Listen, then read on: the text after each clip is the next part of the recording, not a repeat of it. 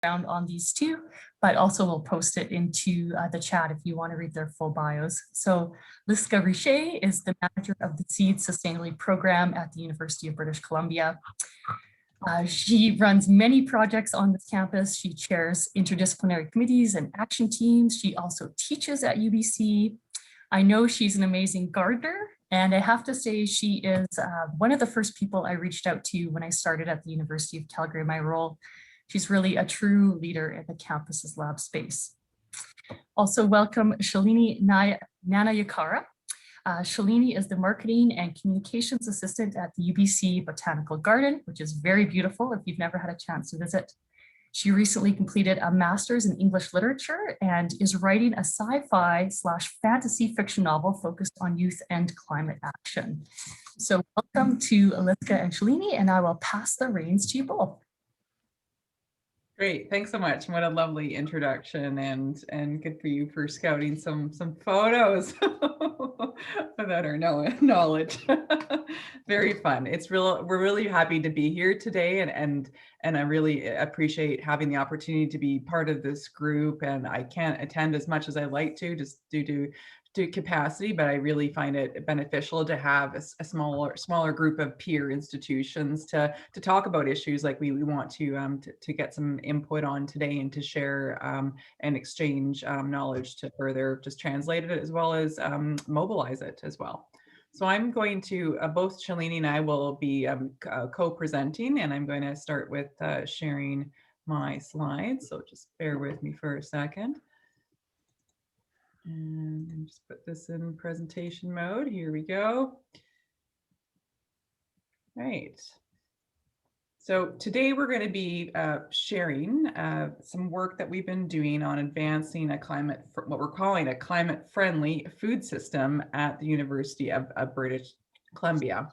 Our key objectives is to share a bit about this work, how it got started, and then dive into sharing our specific approach that we've defined so far on creating a definition, some approaches to operationalize that definition within our campus practices, as well as share some considerations that are coming up and get some input on this work, and hopefully glean from this community here of learners and practitioners and peer institutions some work that you might be doing, or some thoughts you might have on how we can further advance this work today.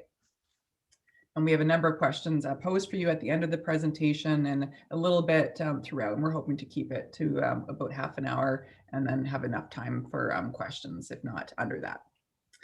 So just in terms of providing some institutional context, so UBC's, it's a large institution, and we're representing some work that's happening at our main campus at UBC on Vancouver. We've got quite a diverse community with a lot of different representation from other countries in the world, particularly with our student population. And we also have a large faculty and staff employee group at the campus, and very big residential neighborhoods. We have about 7 neighborhoods on the UBC campus. So it's becoming an increased place where people live in addition to work and learn.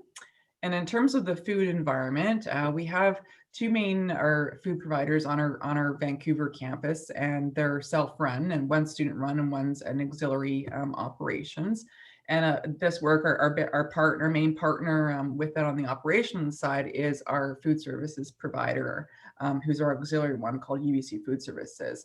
And they serve a lot of food and have a lot of impact within our region in terms of the dollars that they spend. Here you can see it's about 15 million what they spend on food annually. So the opportunities to leverage through this living lab model, I think, and create some positive change and influence, not only within our campus, but the broader areas we're connected to are pretty immense. And our food provider has, again, it's an auxiliary operation, and they have, I think, about 35 kind of retail outlets on our campus, and 3 residence dining halls, and then catering, food trucks, and other bits and pieces. So it's quite broad. And then I'm the manager of the Seed Sustainability Program, And just to give a bit of just a high, broad level overview of the program, our overall mission is to advance both sustainability and our well-being commitments, strategic commitments of the campus, including both policies and practices. And we utilize the living laboratory to foster different partnerships between these three main groups here: faculty, students, staff, and community partners, as well as interdisciplinary applied research on a number of different priority areas. And a couple of these priority areas, I've been working on a strategic plan for the program that's still in very draft form, but we have now formally 5 big research priorities. And this is building off some work that's broader in our region, and we'll actually be sharing a bit of this framing today, where regions might be moving forward with language like bold moves or bold actions. So these are our big 5 seeds research priorities. And a couple of them, they're all intersectional, but we've got to accelerate climate action, enhance and maintain biodiversity, enable the great food transformation, create circular economies, and enhance well-being, community well-being and inclusion. So the topic of climate-friendly food systems is quite intersectional across all of these. Just have our mission and vision here for further information. And then in terms of the broader campus context around climate, and when was it? I think it was in December 2019, the university declared a climate emergency declaration that was largely instigated by students as well as the big global movement across the world that I know that many people in this room have been part of. This picture here is one event that we had at our campus in terms of advocating or acknowledging the climate emergency, and a lot of people turned out for that. As a result of this declaration of the climate emergency, and this was endorsed, there's been a recent report, and it's on our UBC website, that's been endorsed by our campus group, and includes a set of, I think it's 19 recommendations in so many areas around the climate emergency. At the same time, our university had a climate action plan. We've had a few iterations to date, and I've been around, I think, for all of those. There was a 2010 version and then a 2020 version, and then now we're embarking on a new process for this Climate Action Plan 2030 that I'll refer to as the CAP 2030 for the remaining of the presentation.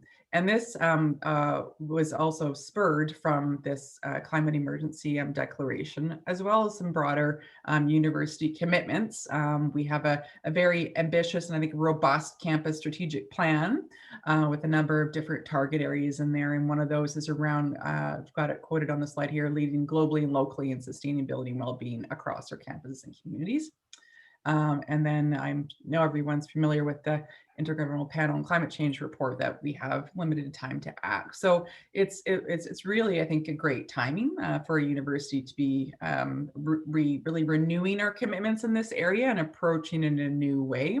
There's a draft vision, and this should say draft here for the CAP 2030 here on this slide, but it's really about creating impactful actions to accelerate carbon reductions across our operations, as well as including other categories that are maybe classified as indirect or extended impact or scope 3. There's a lot of different framing around this, and this is where food fits in. So here's a little infographic here. We've got it scoped into 1, 2s, and 3s. So 1, 2s are areas where these are our direct emissions. And this is what our previous plan was the core focus of. So here you've got really pertains to our energy and our fleet and buildings. And these are deemed as areas where we have direct control over. And then what's known as scope 3, and now newly framed as extended impact, these are areas where we have indirect control of these. And what's in here are these 5 buckets: food, waste, building materials, and air travel, as well as commuting. And then when we look at our food, are these different scopes by emissions. Here you'll see on the first table on the or figure on the left, UBC operations for scope 1 and 2, that represents about 40,000 tons. And then when we look at our scope 3, and here we have 4 categories represented, that represents over double of what our scope 1 and 2 emissions are. So it's quite a bit. It's a really, I think, great category to be working on. And food is the second highest category there. Then, as part of this broader environment, so we've got this climate action plan, this climate emergency declaration, an ambitious university commitment about accelerating our work in sustainability.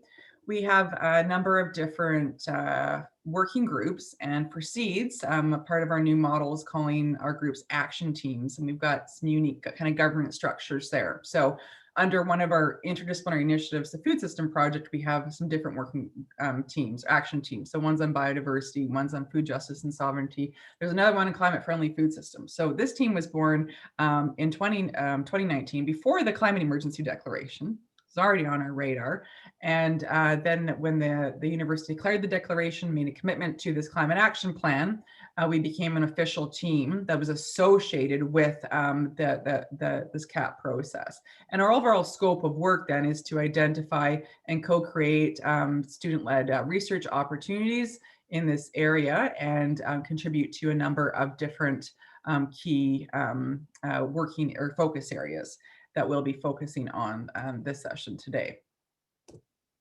And my slide is just stuck, so I'm just trying to move through it here. Oops, too fast. Okay. Here I've included our draft target. So part of this work is that we need to develop a draft target around food. So here we've got by 2030, develop a climate-friendly food system to reduce our related greenhouse gas emissions by 50% and create a target of 80% climate-friendly food menu items.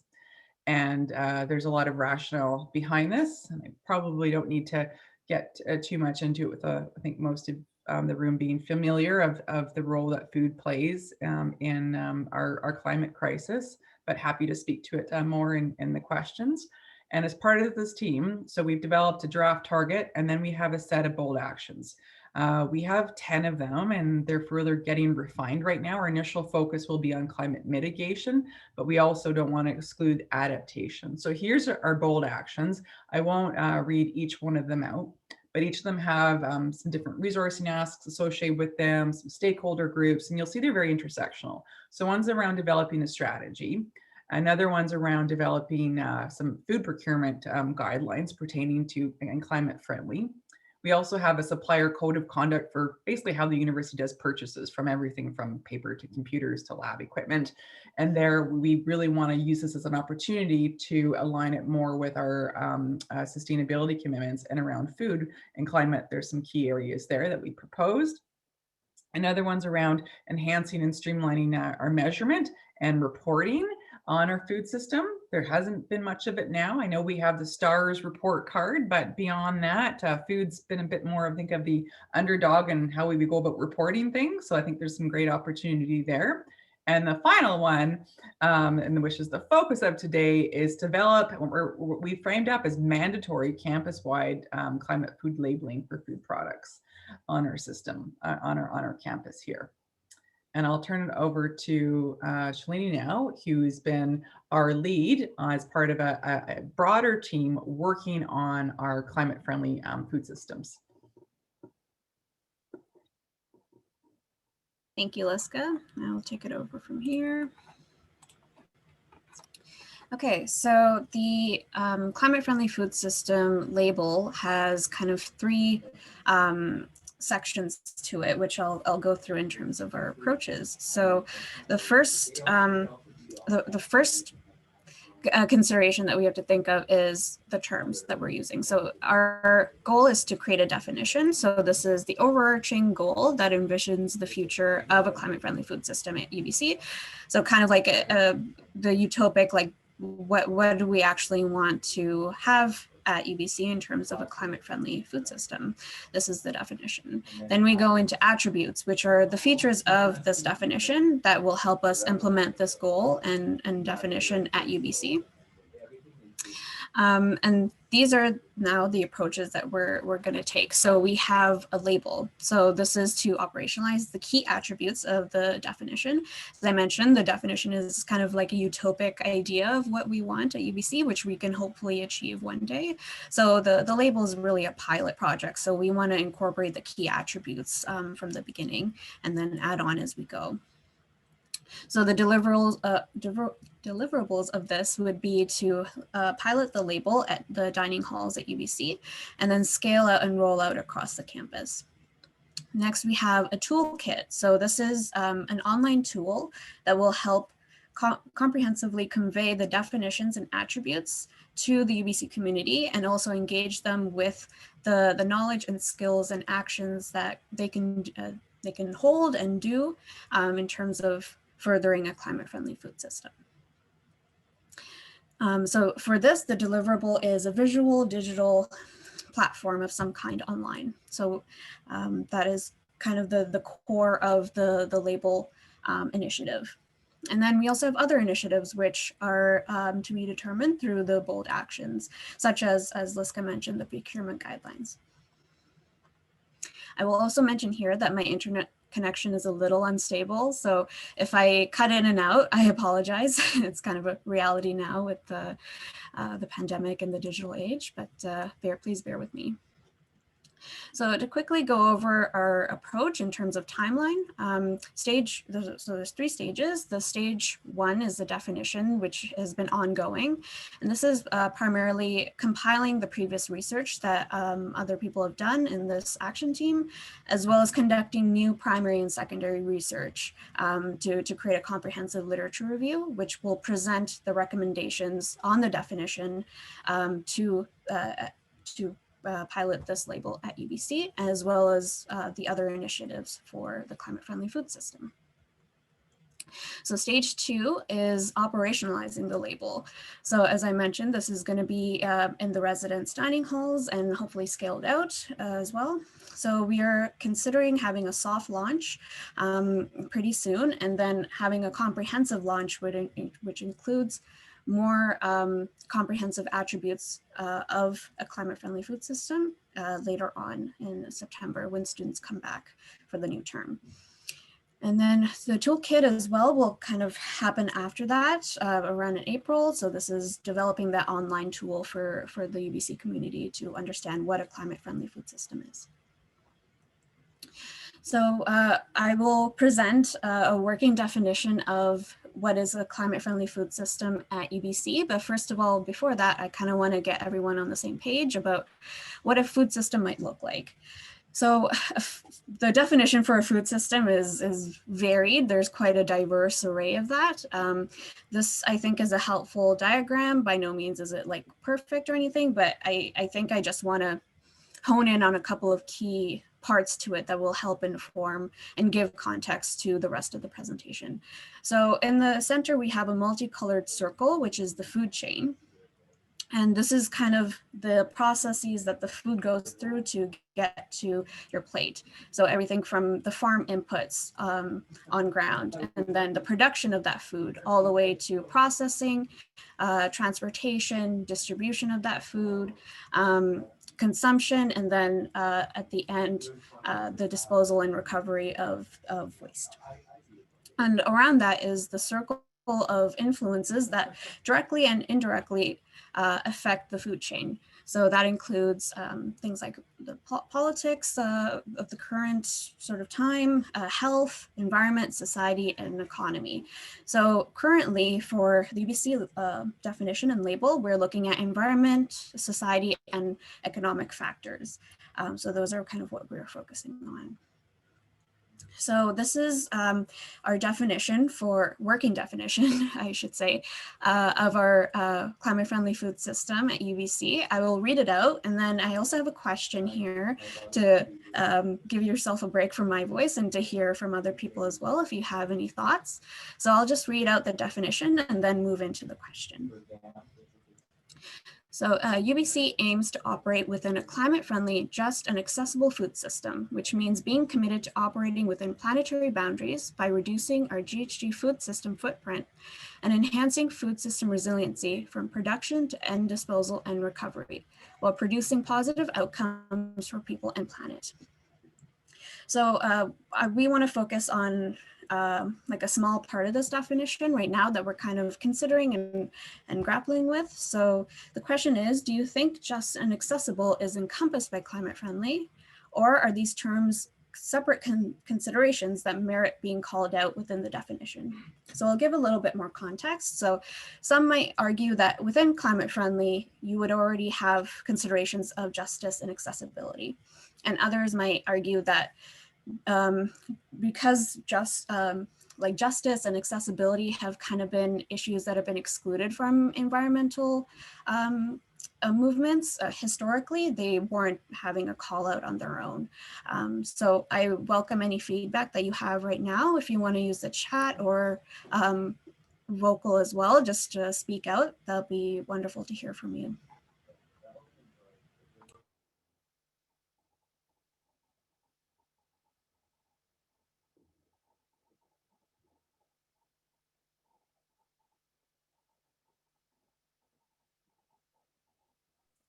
Christina has her hand up. Go ahead, Christina. I'm just going to agree with you, Rochelle. I do. I don't think that just and accessible will necessarily be understood by just using the words climate friendly. Isaac. Go ahead, Isaac. Oh, thank you. Yeah, I would also agree that it needs a separate, it's a dedicated column, as separate attention paid to it. As an expert in sort of the impacts, environmental impacts of specific foods, there's a lot of advantages, unfortunately, that say the confined animal feeding operations, CAFOs, offer environmentally in the United States. And so, you know, chickens and pigs produced in really intensive facilities are more climate friendly than chickens and pigs produced in more in other ways. And so I think paying attention to considerations beyond just sort of climate efficiency, pounds of CO2 per pounds of meat is really critical, especially for animal products. Yeah, that's great. And I think that's the sort of approach that we want at UBC, is an intersectional advancement of climate-friendly food systems. So thank you for that, Isaac, and also Christina previously, who provided an answer. Is there anyone else who would like to chip in? Okay. All right. Okay, so that's great. Thank you for your feedback, and we do hear you. I think it's also a good idea to incorporate those terms in the definition. And something that we also want to do is, you know, provide an intersectional approach. So here are the attributes that we are considering for a climate-friendly food system, and some of these key attributes will be included in the label. So I'll just go through these quickly, and I will also say that these are draft attributes. So these are kind of ever-changing as well. So we got low GHG emissions throughout the food system, so from production to end disposal and recovery. And so in terms of procurement, what this might mean at UBC is having meals that are animal product free, so no meat, dairy, or eggs. It could be cow free, so without beef and dairy. Cow products are some of the most impactful in terms of GHG emissions.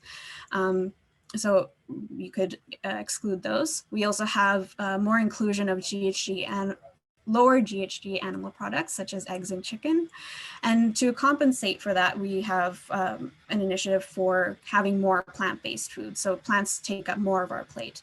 So the first three sub-bullets here are kind of a spectrum, right? So you have animal product free, which is the most radical sort of initiative that you could take, as well as lower GHG animal products, which is a bit more of a moderate approach.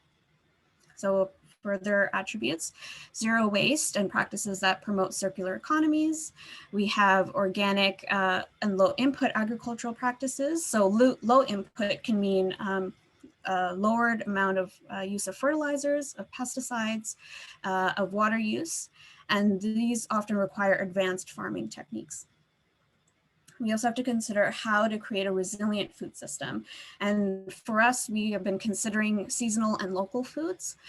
So for local, that is procured within 400 kilometers of UBC Vancouver. But we also want to consider, what is a resilient food system? That means that even if there's a disruption in one area, the whole system can still run, right? So we are also considering how to have a diversified food supply system. So food that comes from elsewhere as well can be important for that. Next, we have considerations of food justice and sovereignty. So we have climate justice, which separates into people's justice and nature's justice. So people's justice is fair compensation, ethical labor practices. Nature's justice is biodiversity and conservation.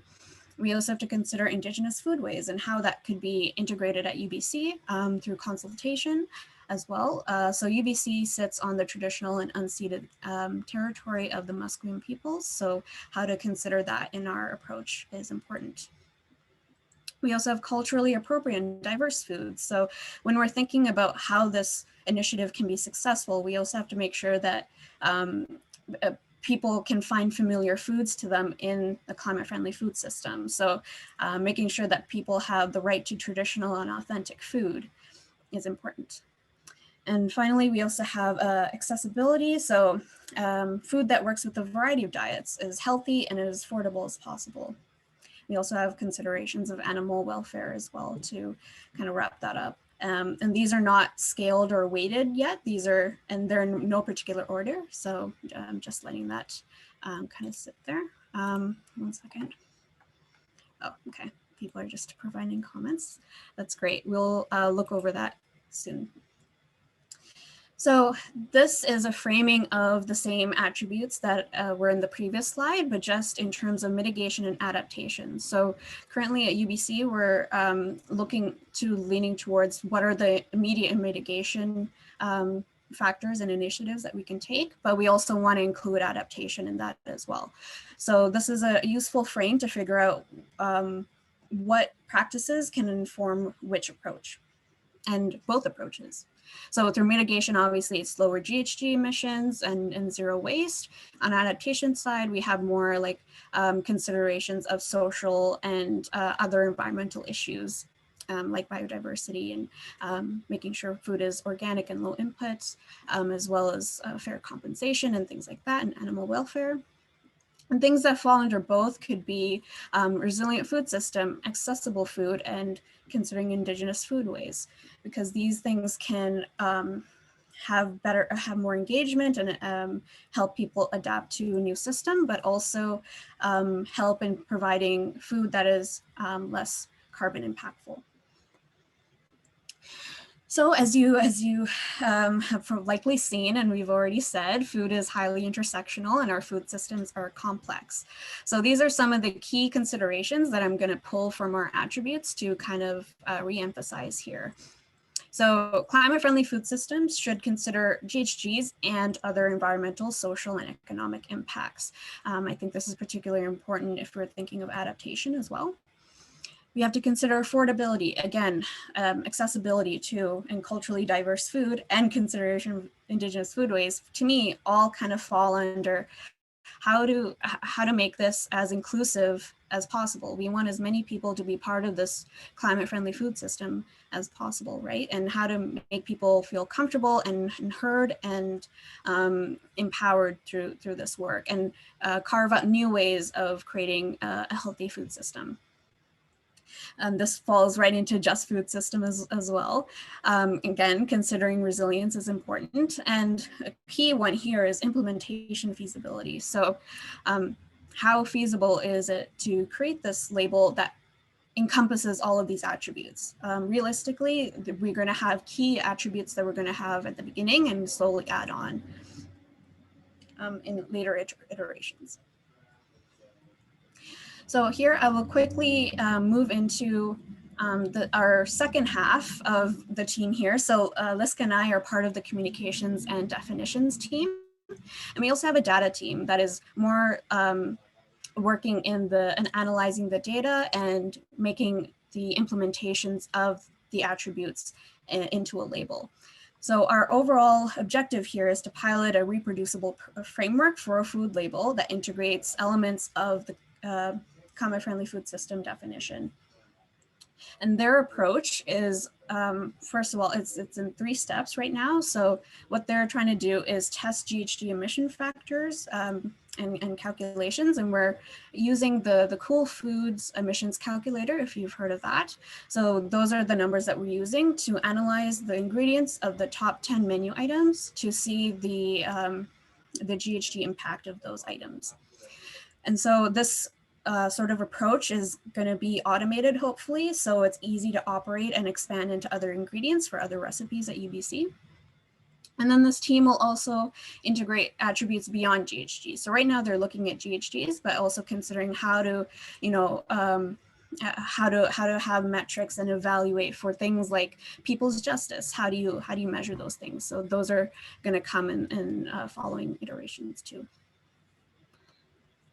So this is a quick flow chart of their approach. So I will just, again, highlight that we're using the Cool Food emissions factors and melding that with our recipes to create an automated calculation in future steps.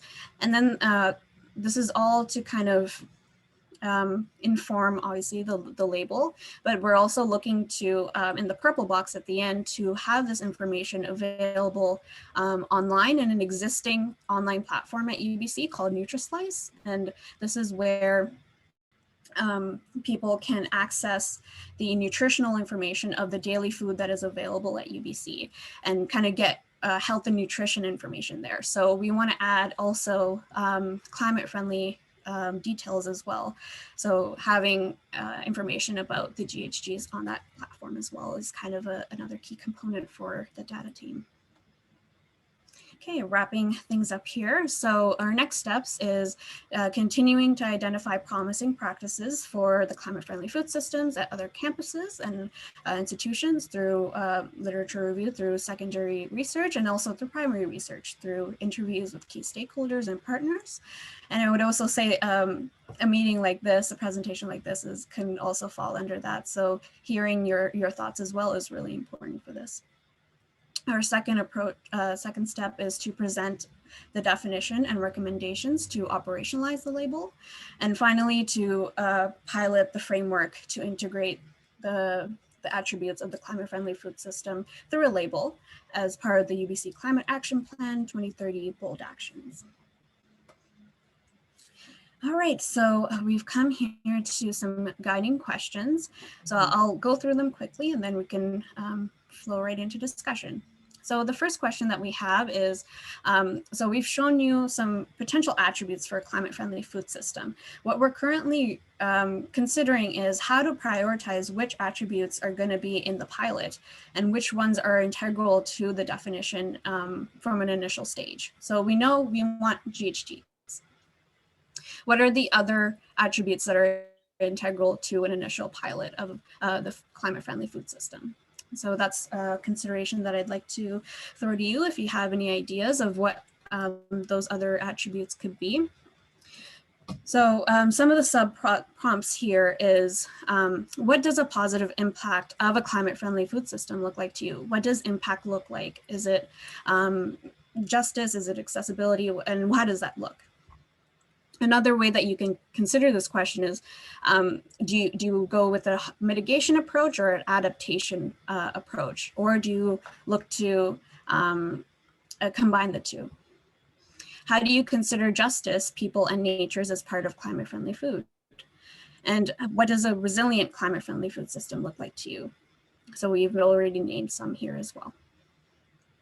The second question and third questions are a bit more about your personal experience. So have you been involved in climate-friendly food initiatives? And if you would like to, we'd love to hear your successes and challenges of creating this work. So it could be a definitional framework or a label or something else. The third question is, are you aware of other institutions involved in climate-friendly food initiatives? Or if your own university does this, we'd love to hear back from you as well. So the second and third questions are more about your personal experience. And the first question is a bit more about, of the attributes that you saw and other considerations that you have, which ones do you think are the most integral to implement immediately for a label? So I think I will conclude here and allow people to speak. I'll leave the slide open here, and if people want me to go back and forth between some slides, please let me know and we'll do that. So I'd love to throw it over to you now. I'm just gonna open the chat as well to see what. Yeah, I see a lot of some questions coming up in the chat. I think that pertain to these. I think one key element here was around our attribute around resilience, and we are wrestling with the desire to include local and seasonality within our attributes, but knowing that's often at odds with climate mitigation purposes, and also acknowledging that, but it's important from a resilience perspective, particularly in this day and time. And I think that's becoming more evident with the frequency of different types of disasters and things that I think many of us are now experiencing more of. And the other component around wanting to make sure we've got redundancy built into our food system, how it ties into broader systems to absorb some of the shocks that can come up. Maybe I could hop in and try to answer a couple of questions you've posed, if that's all right. Yeah. So I would just, I'm Alex Bryan at the University of Michigan. We've been doing work in the space for a couple of years, and right now we're at the point where we've taken about 340 different sort of main ingredients and attached them to ingredients that we purchase in our food systems database. So when we roll up to a menu, we know it automatically calculates the amount of GHG emissions per volume of a metric of food that's in that thing. So we know lasagna pulls pasta, which is wheat, and it pulls oregano, which is a certain amount of weight of oregano, and all of that adds up, much like a nutrition item would. So we've been doing that work. We haven't really engaged in how do we get that word out. We're just sort of building the system at this point. So one that is just all really kind of exciting to look at. I think our approach has been and will continue to be is sort of have separate goals. So we have a greenhouse gas emissions reduction goal, and that is purely focused on GHG reduction.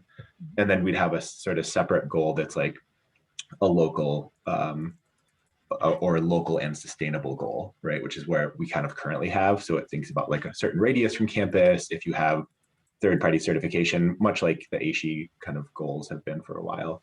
And I think that separate goals to me is just easier for us to wrap our heads around and track and think about where we're trying to make the impact depending on who we're trying to tell that story to.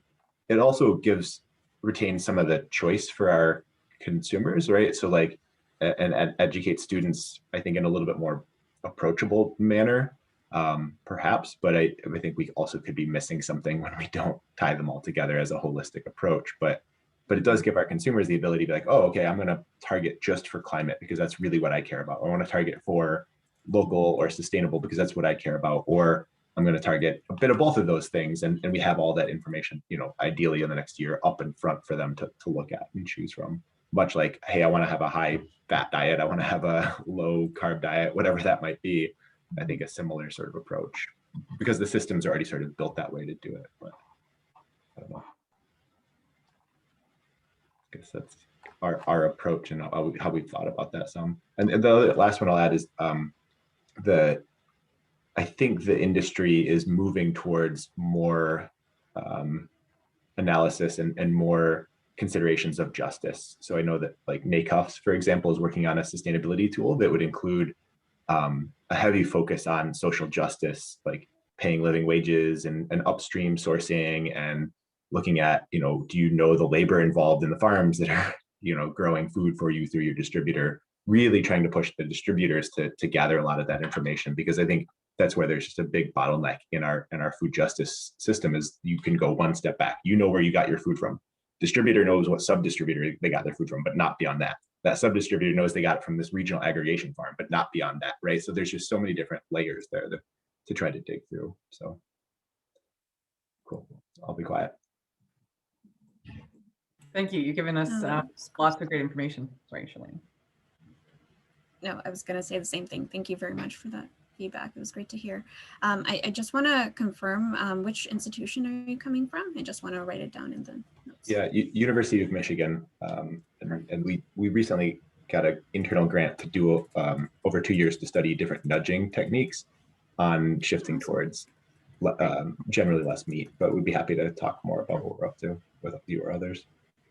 Great, thank you. We've got some research in that area too, and I think the data team, I think they're at 115 ingredients or something that right now and analyzing. So it would be interesting to exchange some of that information. So maybe we can do a follow up. And I know Isaac's had your hand up for a little bit, so it's hard to see the hands on these screens. So sorry about that. Oh, that may actually be from my last question, but I was going to, if no one else has their hand up, I'm happy to share a little bit. So I do a lot of food footprinting work with actually the Humane Society of the United States and Humane Society International in Canada. And they offer free carbon footprinting services for dining systems for universities that are willing to make a commitment to produce more plant-based options. So for an institution who's interested, Humane Society has great resources through their forward food programs. And beyond that, we're working on, it can be a tedious process. So we are working on ways to automate that and through certainly some of the software packages that HS offers.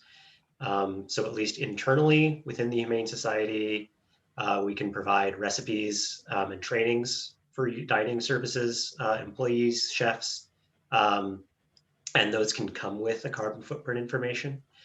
But obviously, there's a lot of software and food database tracking, menu tracking systems out there. So it's kind of hard to unify that, but it's something that definitely we're working on as well. So, and Alex would be happy to chat with you about their system too, if that's interesting. Great. Thank you for that.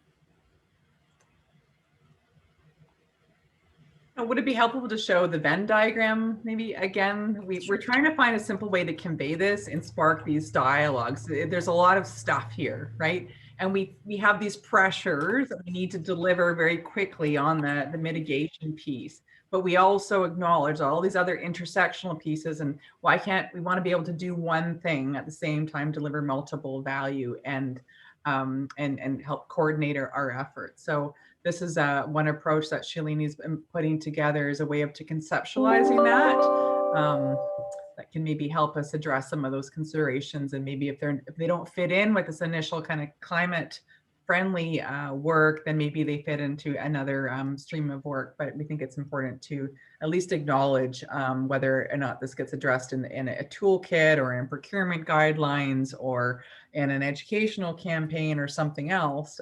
We think it's important to be on the same page on what we're talking about and not shine away for the work that really needs to be done, but it can be delivered in different kind of modular components through this really specific food label, or if it's specific procurement guidelines or something else.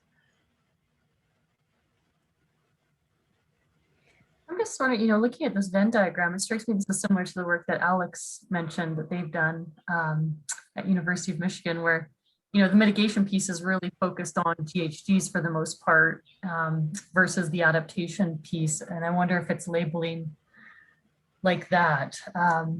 One thing I think for people outside of, people like us who think about this all the time is the language, or, mitigation, adaptation.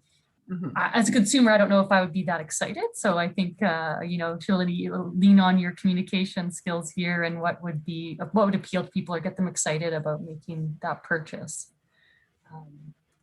Yeah, those are my two cents. Yeah, absolutely.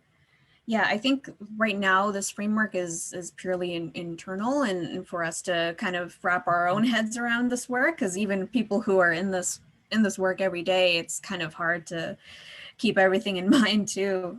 So yeah, the next step is figuring out, okay, how to make these terms kind of understandable to lay people as well, who are still very passionate about this work, but may not have the access to like knowing all these terms as well.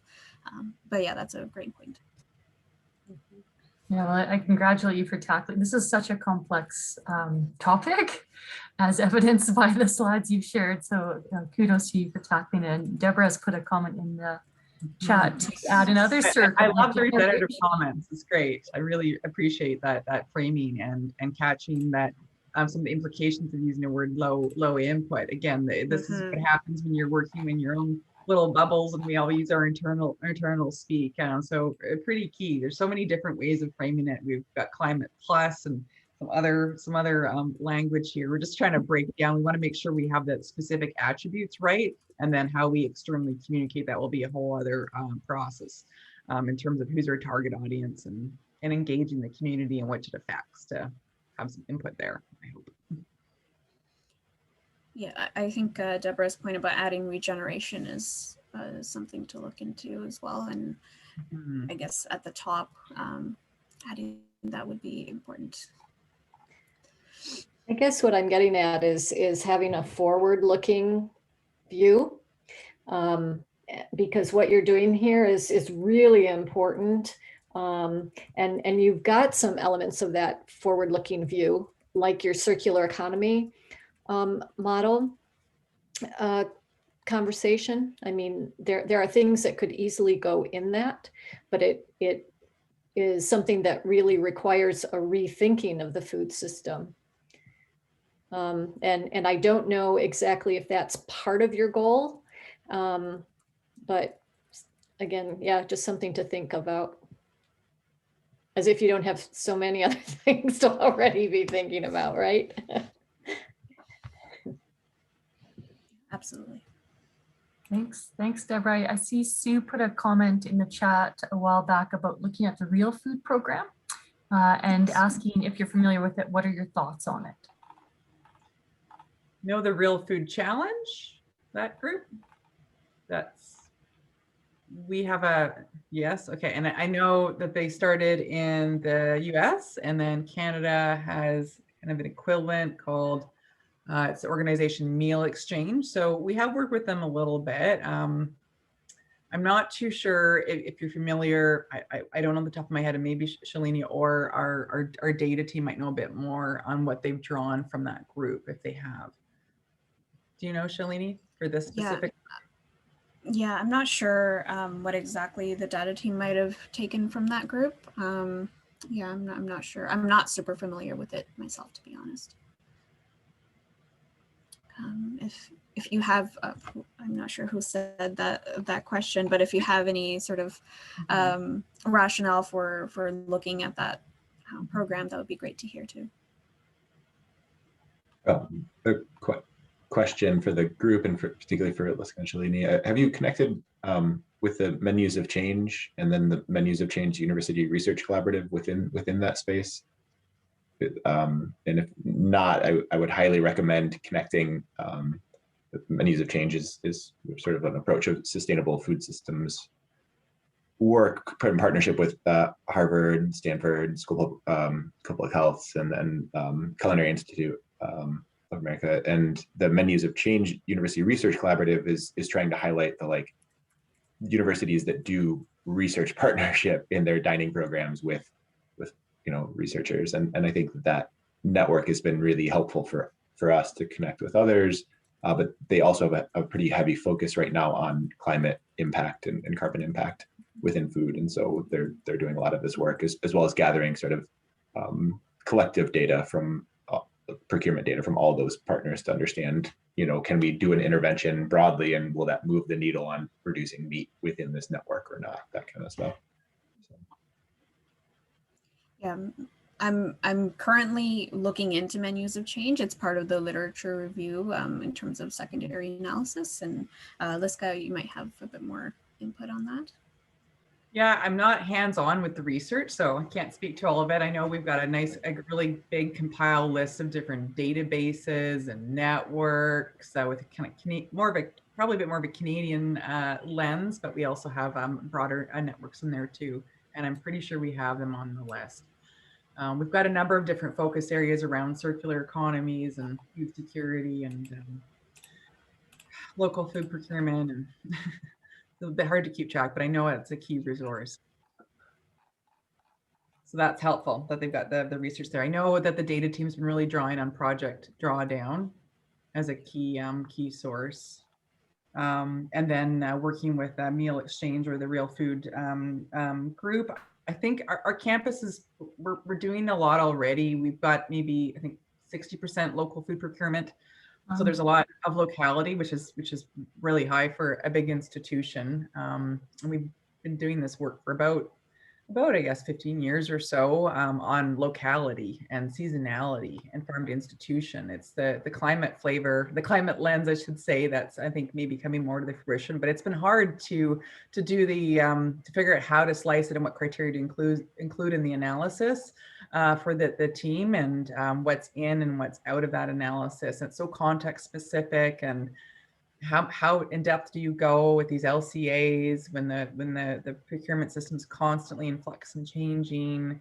I don't know, or do we just come up with some criteria? We know that we're really leaning towards a spectrum of sort of plant-based to animal products.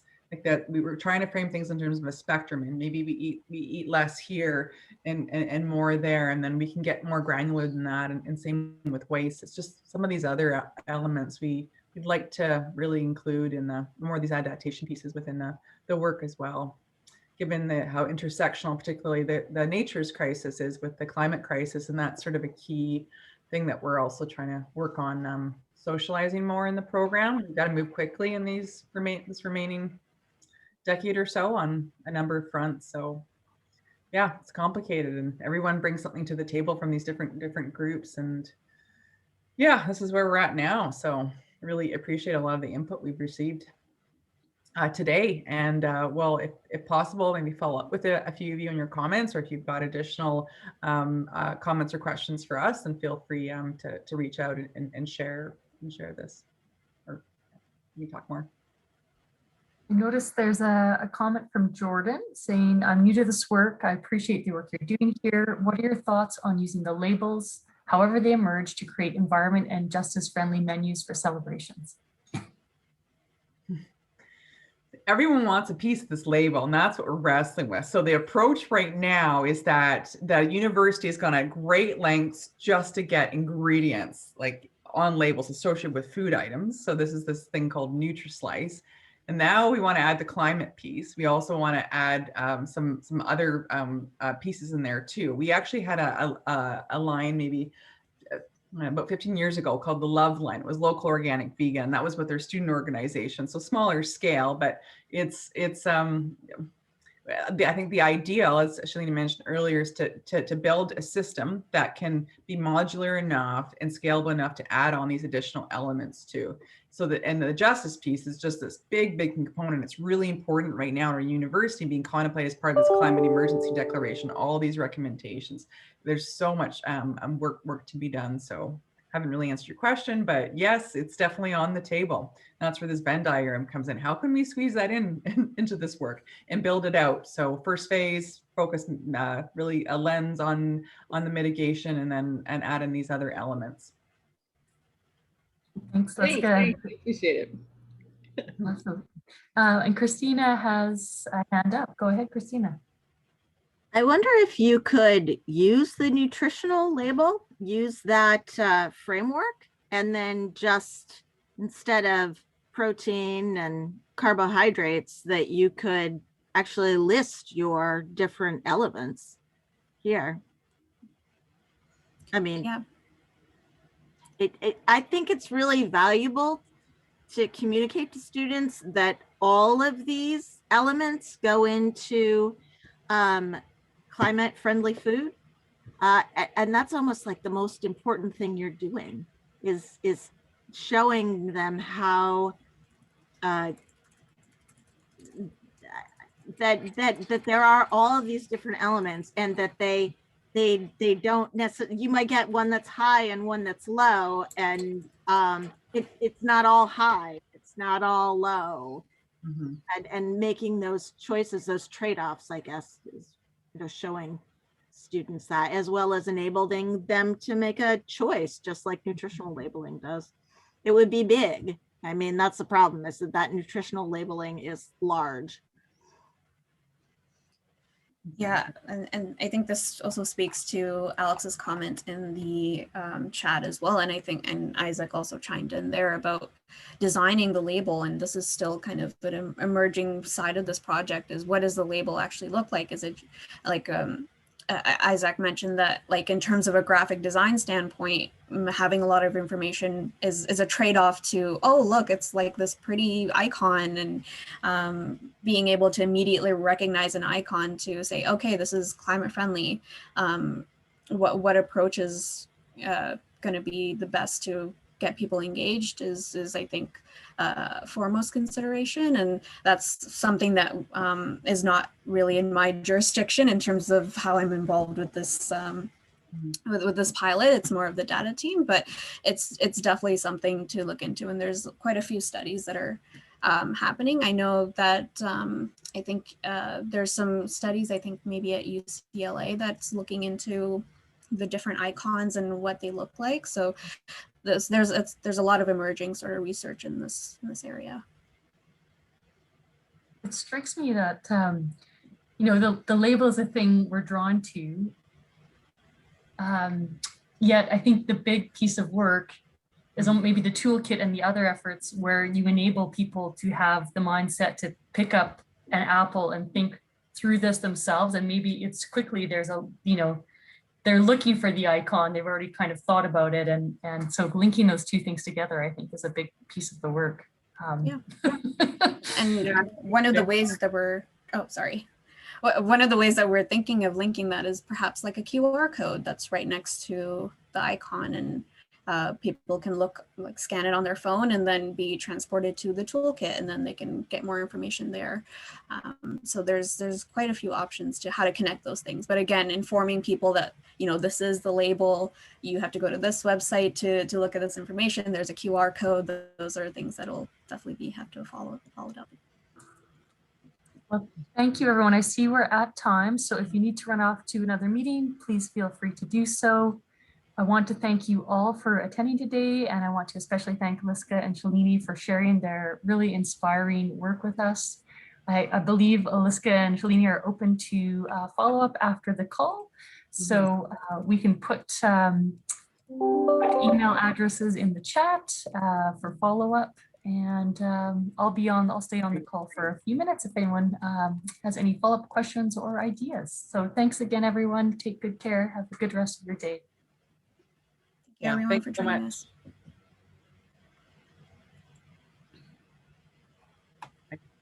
I have another meeting right now, but I'm going to see if I can be 5 minutes late just to stay on. Sounds good. Let's go. I've also added my email in the chat if anyone wants to get in touch, and would love to hear from people as well if they want to share their emails. Awesome. Thank you.